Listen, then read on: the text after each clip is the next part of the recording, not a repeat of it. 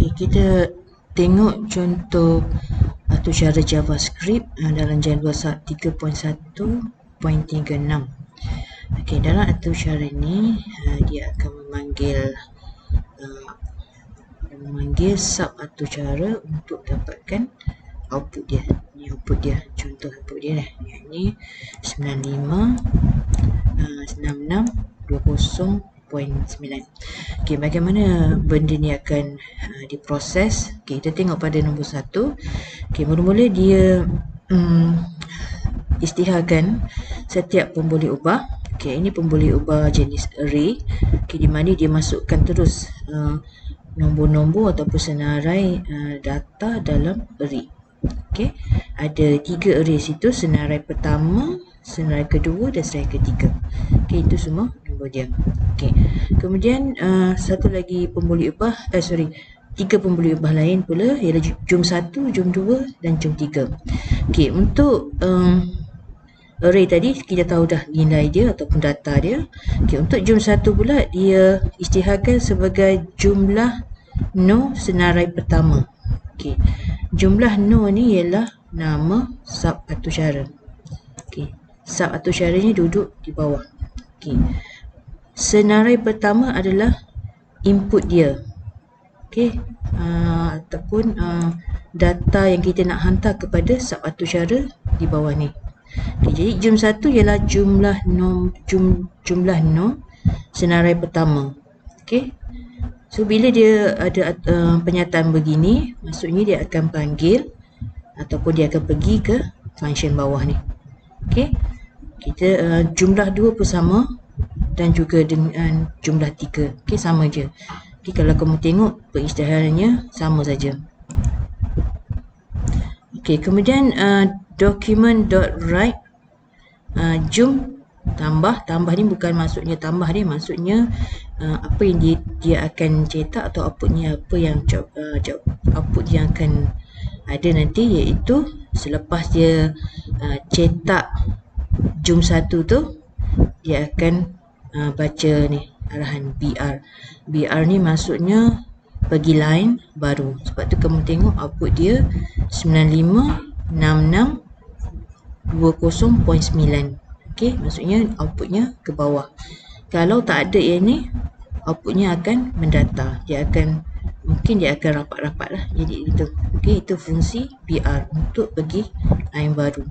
Okay, sekarang kita tengok bagaimana function jumlah no ini berfungsi. Okay, ini pengisytiharan function dia, fungsi dia.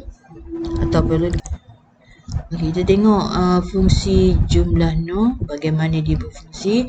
Okay, apabila jum 1 sama dengan jumlah no, maksudnya kita memanggil fungsi ataupun sub atur cara di bawah ni.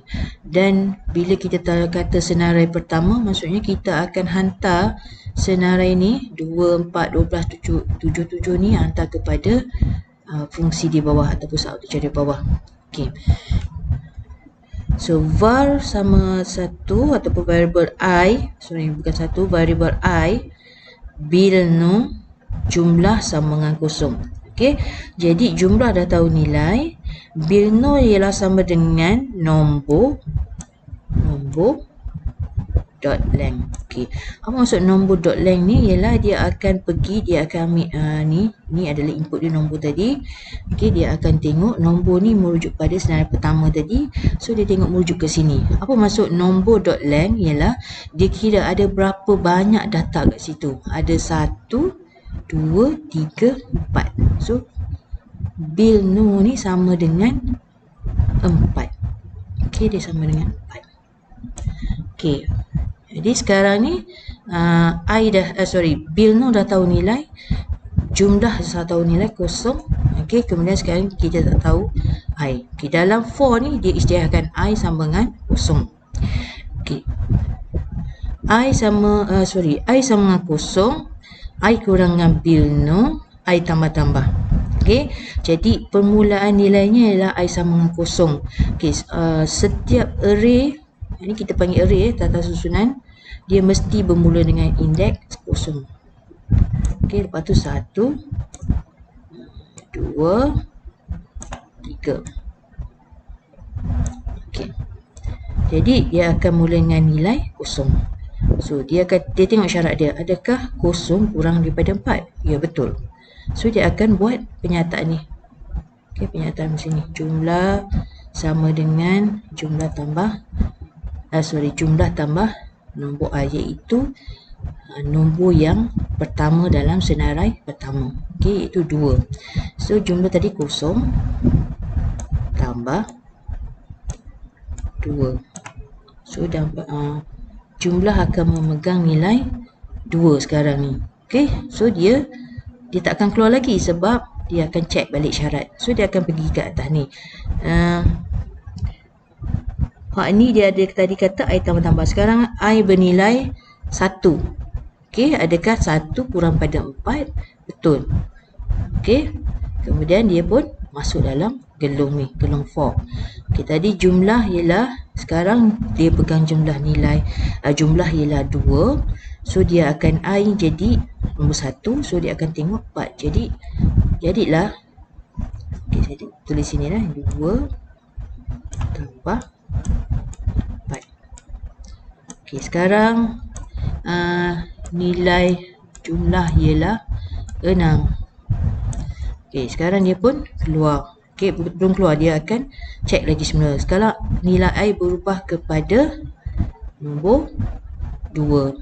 Okey, so bila I nombor 2, betul, adakah dia memenuhi syarat ini? I 2 kurang daripada 4. Betul. Jadi dia akan ambil nombor 12 ini. So 6 tambah 12. 6 tambah 12 ialah 18. Okey, sekarang nilai I ialah 3. Okey, so dia akan check balik syarat. I sama dengan 3.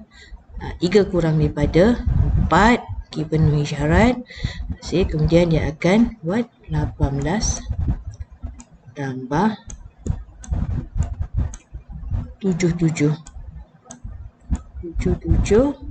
Jadilah nilainya 95. Okey. Sekarang dia dapat jumlah 95. Dia pegang jumlah 95. Okey. Nilai I telah berubah menjadi 4. Okey. Dia belum lagi pergi bawah, dia akan check balik semula syarat dia. 4 kurang pada 4, adakah penuhi syarat? Tak. Kenyataan tu adalah salah. 4 bukan kurang daripada 4, salah lah. Jadi dia akan turun, terus keluar pada gelung for, dan dia akan pergi ke sini. Okey, itu yang dia akan dapatkan. Return jumlah tadi apa? 95. Okey, jadi dia akan letak di sini. Okey, so dia akan tahu jumlah ialah 95. Okey, jadi cara ni berulang untuk semua sekali, jum 2 dan jum 3. Okey, kalau untuk jum 2, kita tengok senarai dia ada 1, 2, 3. Jadi dia punya nombor dot length itu akan, ataupun bilangan no dia akan jadi bukan 4 dah, jadi 3. Okey, begitu juga dengan senarai ketiga. Okey, dia ada 1, 2, 3, 4. Okey, so dia punya length dia tu akan sama juga, jadi 4. Okey. Jadi benda ni dia akan buat, maksudnya dia akan mula dia cari jumlah 1, jumlah 2, jumlah 3. Hak ni proses dia. Hak ni output dia. Okey.